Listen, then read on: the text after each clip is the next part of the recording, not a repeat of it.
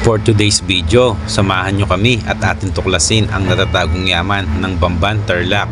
Kasama ko nga pala ang aking kumpare na si Renren at syempre hindi mawawala ang aberya. Halika, samahan nyo kami sa aming pangingisda at sa aming pagdi-nature trip. Let's go!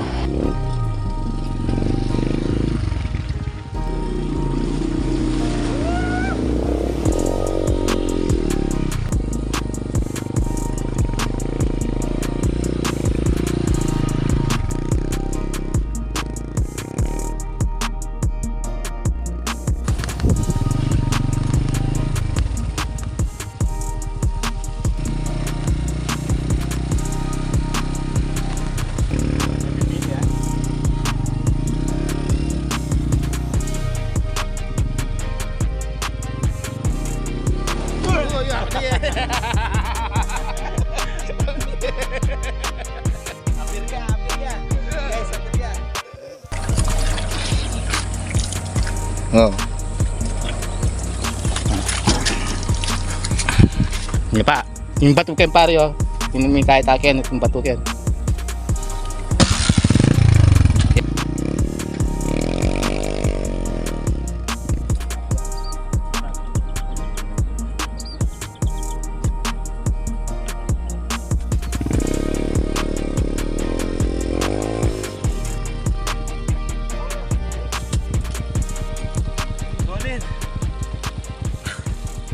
Isa sa mga pinagdadaanan namin to ng pare ko kapag nangingisda kami dito, yung daan na mahirap. Lumulubog yung tricycle pero kaya naman yan. Tara, go!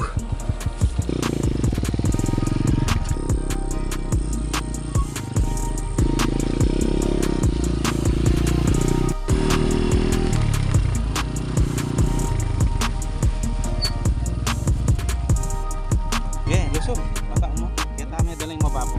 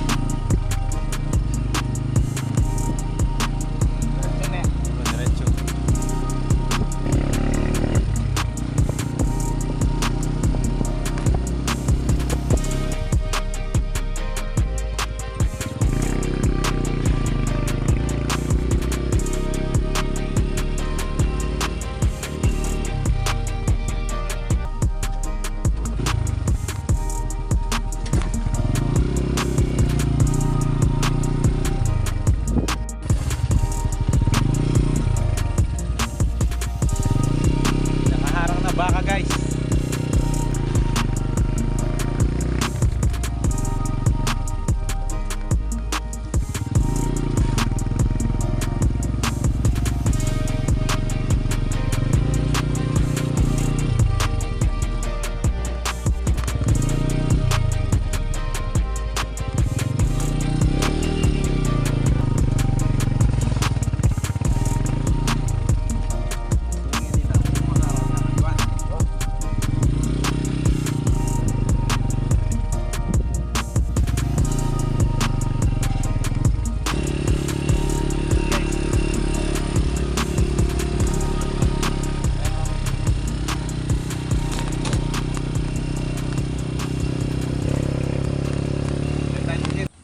Kaya nih, belum nih.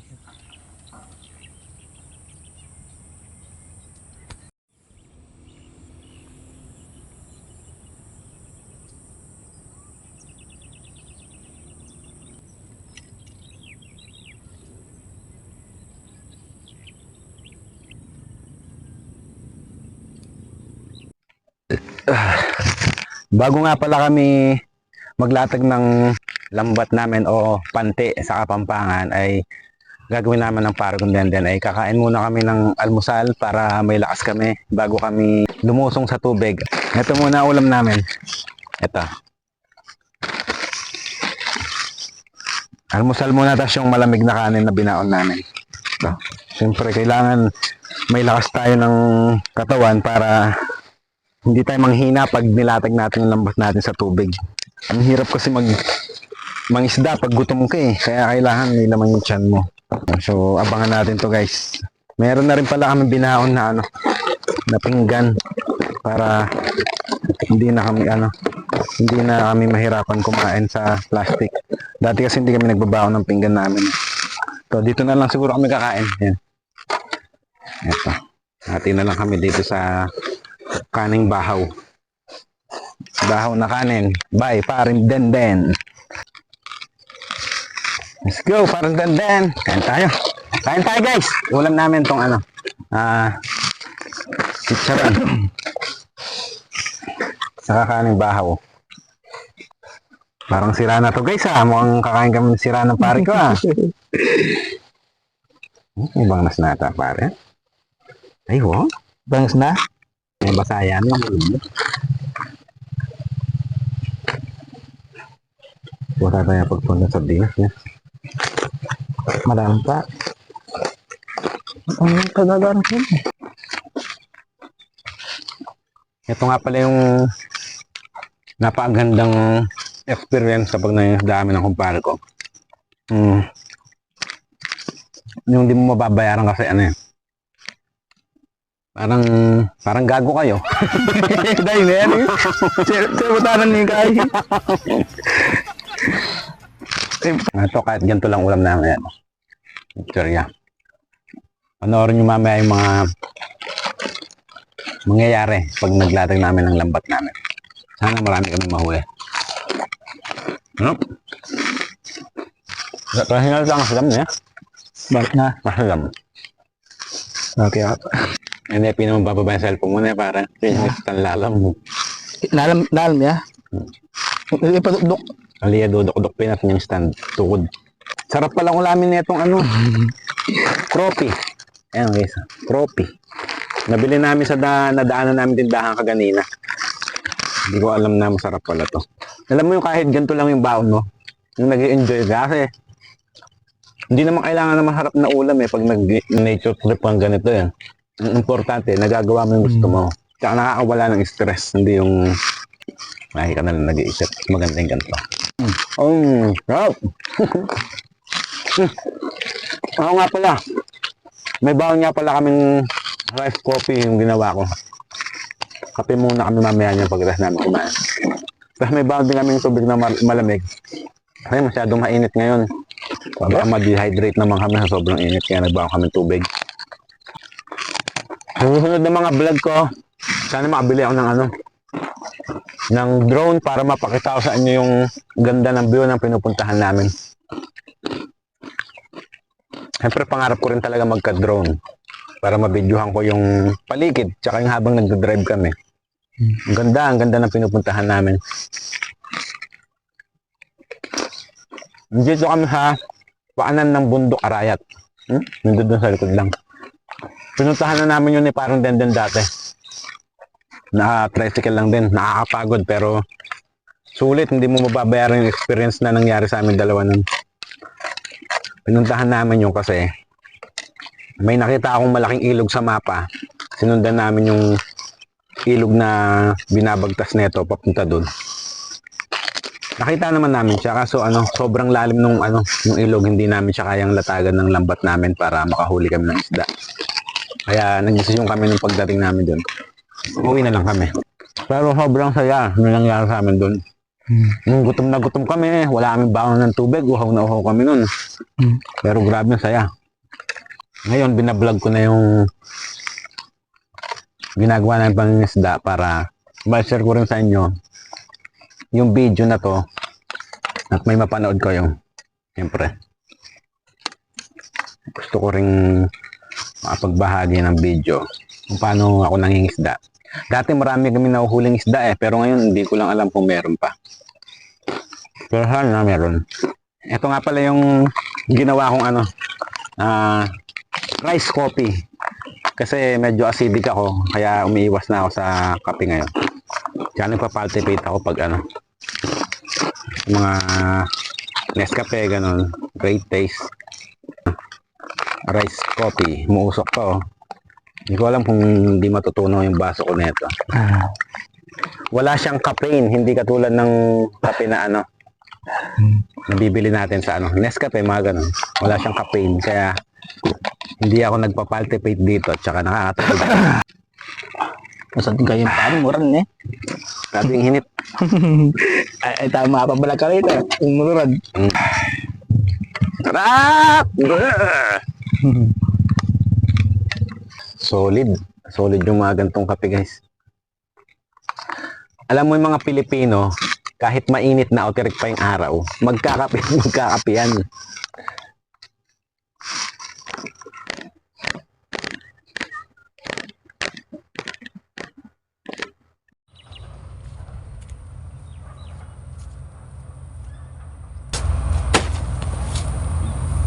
Hindi muna tayo magpipishing na gamit yung pamingwit. Ito muna. Para sigurado makahuli tayo. Tagal-tagal na rin tayo hindi nakakapangisda. Kahit sa kagapaan na to. Gaya nito, nakasabit to.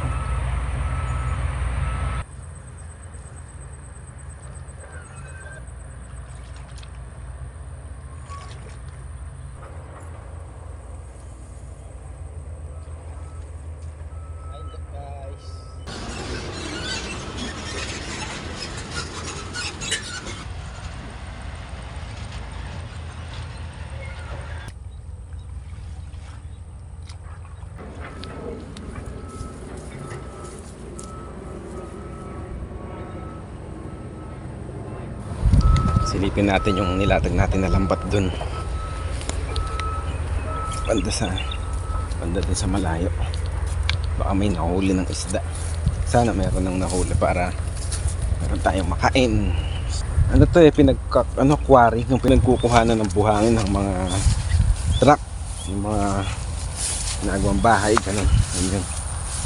Bali dito nga pala tayo ng isda sa part na to. Hindi lambat ko. Ayun, guys, may nahuli doon. Tingnan natin ah. Sabi ko na sa inyo, meron to.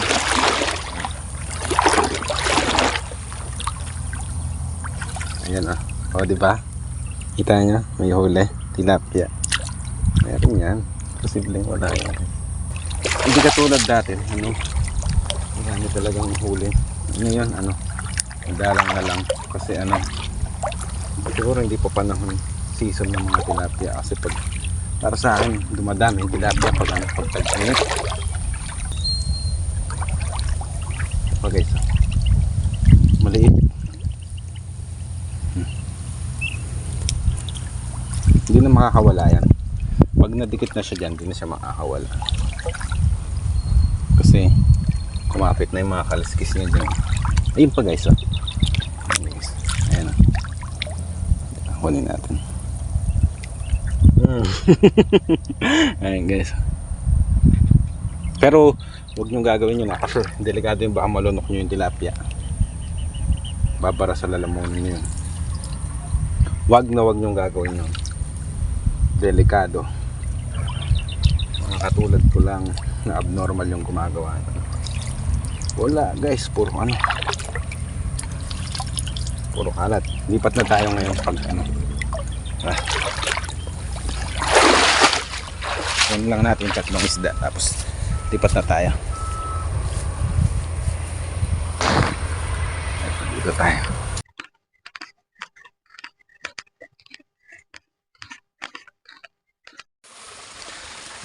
Meron tayong nakita mini falls dito guys. Sarap!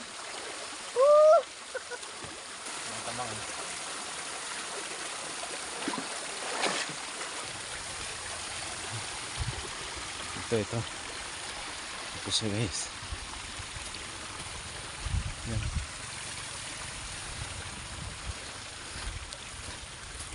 Bagong spot to guys ha. May tubig pati.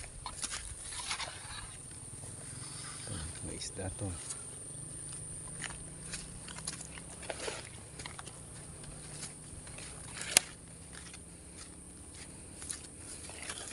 Talagyan ko yung isda ni para.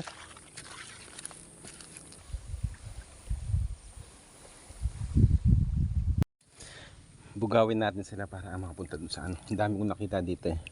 Go!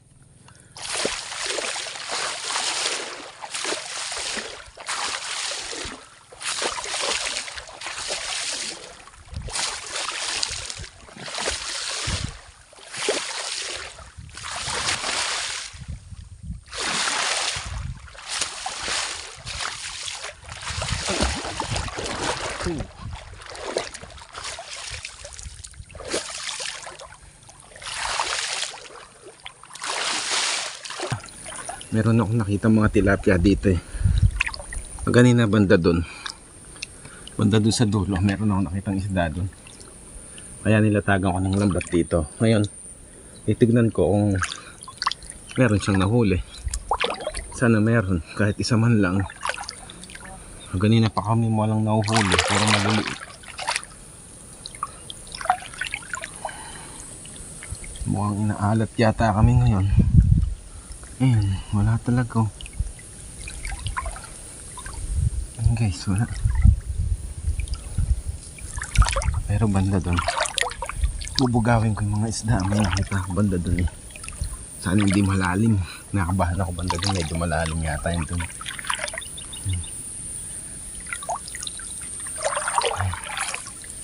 Hindi ako naman, basta kaya ko, lalanguyin ko eh. Wala talaga guys, nakakalungkot.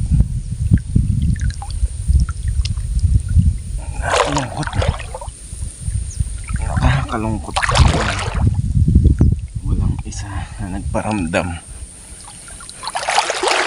Ay.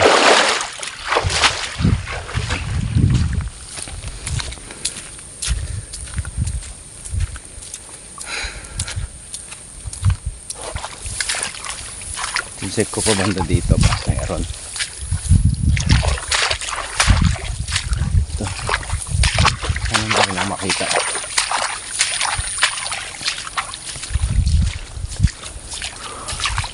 Ano meron pa dito? Kanina pa ako nag-iikot dito, wala akong makita ano eh. Pangisa ito. Ito palang kadugtong nung ano.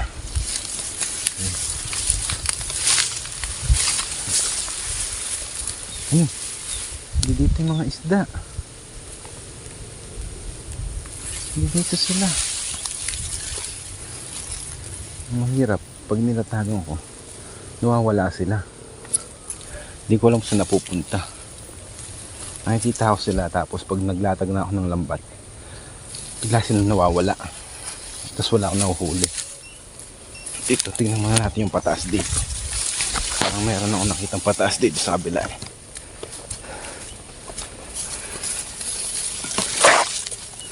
Oh, malakas na yun. May mataas dito ah. Taas ng buhangin. Tignan natin kung ano itong pataas na to. Wala, ilog na pala to guys. Wala na. Ilog na. Bigyan natin, akit tayo dun sa taas. Akit tayo dun. Mainit sa paa. Pero subukan natin makiat. Sakit sa paa. Ayun na. Ayan tayo. Ayan tayo guys.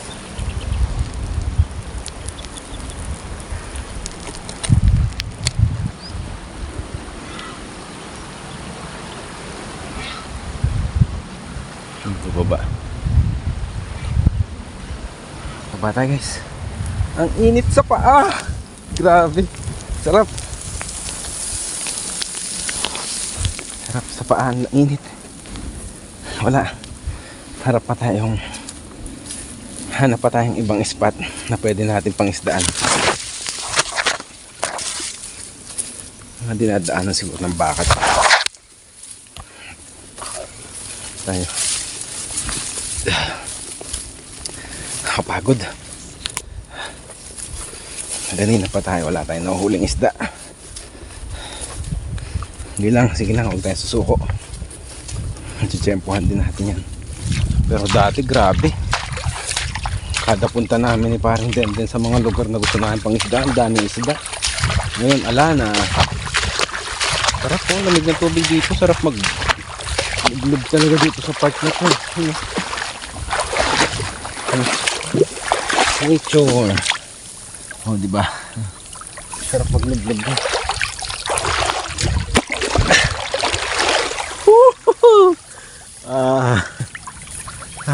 Sarap.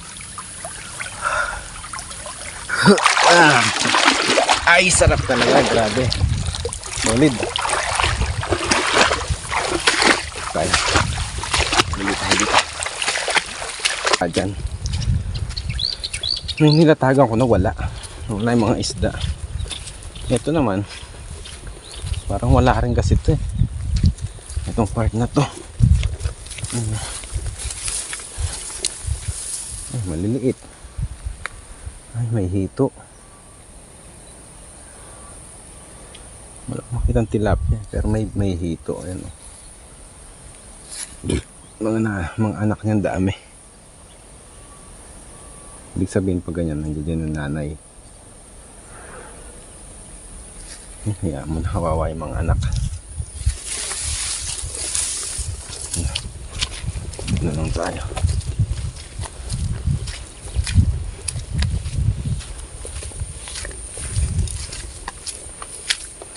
Kadugtong niya pala. May tilapia ito. Baka wala rin. Alam po kasi pag may tilapia eh, marami kang makikita na papalutang-lutang. Tulad ng wala. Yung latag ng panty ko, tapos nakapagod lang ako, walang nahuhuli. Ito na tayo sa taas. Mamaya pag akyat ko dun, usok pa ang banda dun, baka meron pa. Ito na mga antar. Aray ka nyo.